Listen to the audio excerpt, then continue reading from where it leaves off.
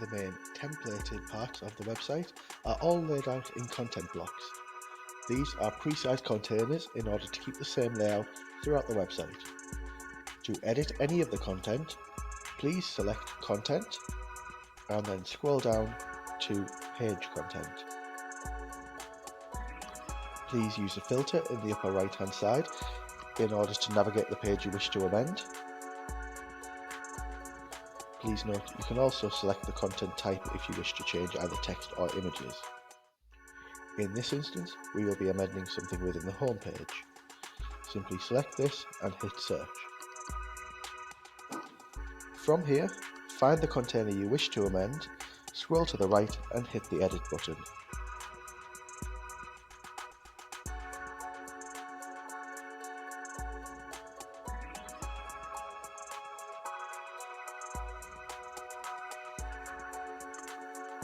Please do not change any of the formatting, as this can alter the templated layout.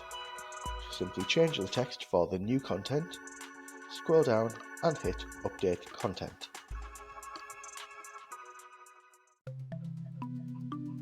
Property Webmasters.